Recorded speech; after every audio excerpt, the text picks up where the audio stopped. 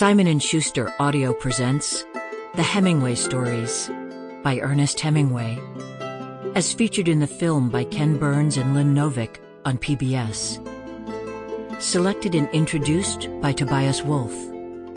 Read by Stacy Keach, John Bedford Lloyd, and Tobias Wolff.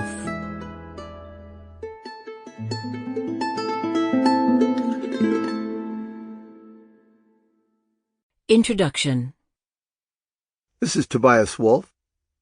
On July 2nd, 1961, I was sitting in the parking lot at Convair Astronautics in San Diego, listening to music on the car radio while my older brother, Jeffrey, interviewed for a job with the company.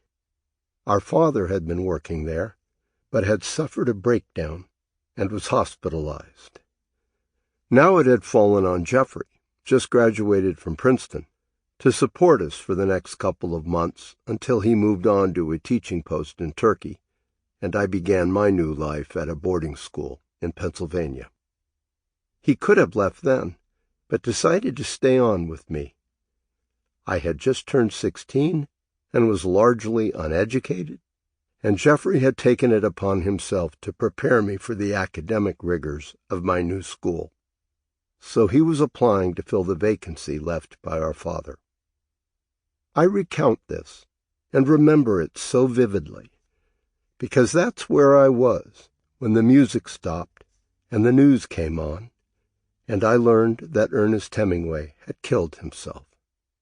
I would have been hard put to name many living writers, but Hemingway was famous enough that I had heard of him in the remoteness of Washington's Cascade Mountains, where I'd lived the last 5 years.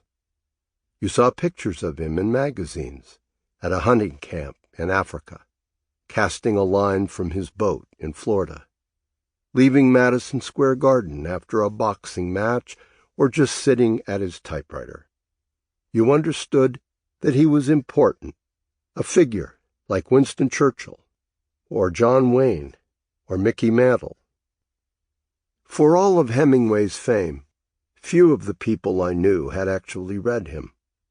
I hadn't read much myself, only The Old Man and the Sea, which a friend's mother gave me, and one short story, The Killers, that I'd happened upon in an anthology of detective fiction. Despite the title, nobody got... Sample complete. Ready to continue?